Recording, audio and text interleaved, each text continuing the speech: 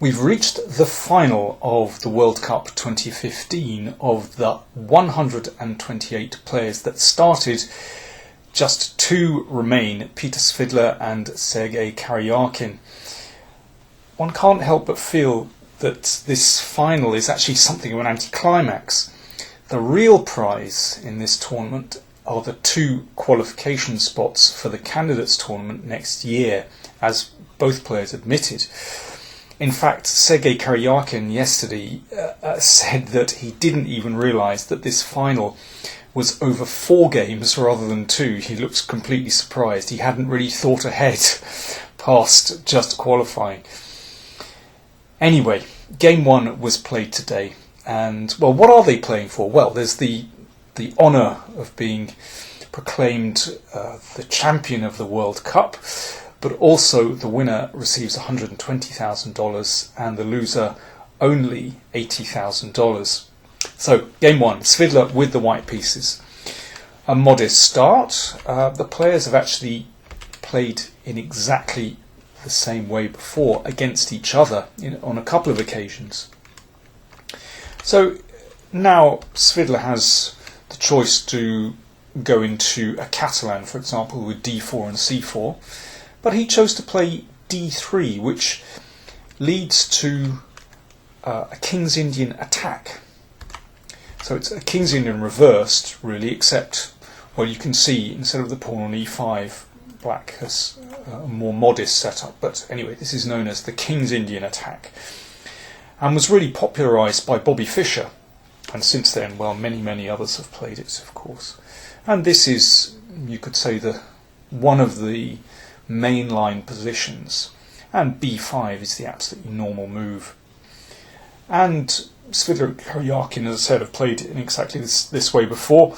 Previously, Svidler played e5, and this is the main move, and then knight f1, and, well, basically black advances on the queen side, white advances on the king side, and it's a very sharp position, but from a theoretical point of view, it's meant to be okay for black anyway.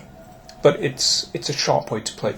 But Svidler, well, played more conservatively. He took on d5, and now the main move here is just to recapture, and then d4 for white. So you can see that the struggle is taking place in the centre, and it's not such a double-edged game as the main line with e5.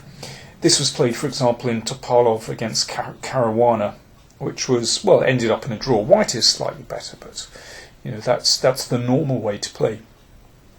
But instead of recapturing with the pawn, Karjakin recaptured with the knight, and he's played in this way before, actually. And that game went against the Chinese player Wang Hao, and that game went a4 and knight c4, which looks like a very logical way for white to play to secure the knights here. But in fact, Karjakin proved that really, well, where does that knight go next? And black has a very solid position, and well, black really had no difficulties in that game, and that's exactly what Svidler said after the game. He really wasn't sure. It looks very nice, but what happens next? Instead, Svidler played knight e4. He just said, well, on general grounds, I thought I'd put a knight in the middle, and he wanted something sharper. It's certainly a more provocative move.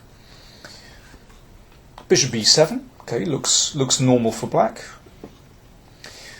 And now, well, what does white do next? It's not easy. If you play for c4, this can leave this square weak, and d4. Svidler played c3, which just kind of holds the tension, sometimes preparing to bring the queen out, covering d4 and b4, maybe preparing d4. It's a typical kind of King's Indian move. And now h6 was recommended by Svidler. He thought this was a good move to take away the g5 square, and yeah, I have to say I like that a lot, because it's all about restricting this knight. If this knight hasn't got many options, and indeed the bishop here hasn't got many options, then I think black is absolutely fine in this kind of position.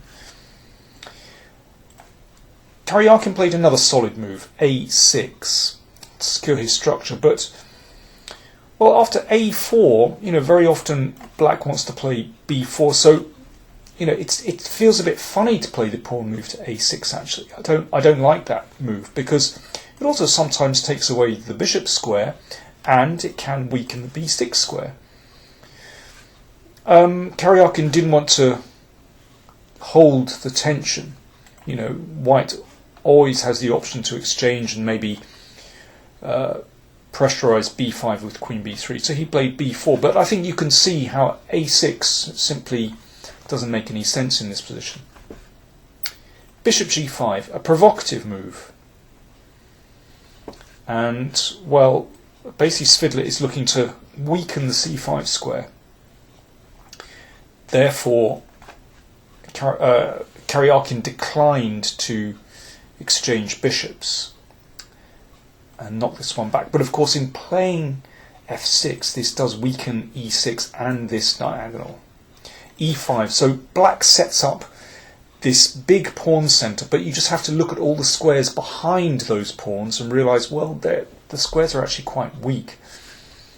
And if white manages to break through, then that might be a little bit unpleasant. And I think this rook move is very nice, looking at some weak squares here. Certainly white can open the position. Rook f7 played here. Svidler said afterwards that after rook c8 he wasn't exactly sure what to play. He was considering just a pawn sacrifice with d4 to open up the position. And certainly white has compensation here, in the form of these open diagonals and weak squares, but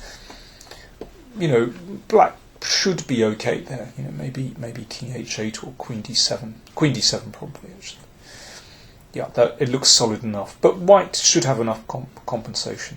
So rook f7 played. Well, I understand why Karjakin wishes to block this diagonal, but somehow it makes an ugly impression when you sort of split the rooks like this. d4 was played. Good move, opening things up. And Karjakin exchanged on c3 and then took on d4. Really, black has to take this pawn, because if white manages to take here, then should be doing very well. So Karjakin exchanged everything off, and now queen b3, and this really highlights the weaknesses in black's position. You can see the king sits on this weak diagonal, the queen looks down at the bishop, and of course this diagonal is weak. It's already very, very unpleasant for black. Rook b8 played, and now rook b1, just setting up a nasty pin. Queen d7, and very calmly played from Svidler. Excellent move. There's no need to cash in, trying to take back the pawn yet. Just wants to get in knight c5, and of course the rook very strong on an open file. And here Karjakin played queen e6. He thought he could hold his position together like that, but maybe h6 is the best chance to give the king some room. And in this position, give back the pawn with knight c3. And, well, the basic idea is that, I mean, this pin still looks incredibly nasty, but the idea is this, that, I mean, there are various ways that white can go about winning material here, but what black wants to do is give up the exchange, play the bishop back, and has some sort of compensation here based on the fact that, white's king is still a little bit weak. I think if white plays really accurately, he should have a winning position in these kind of positions, but it's not easy to control.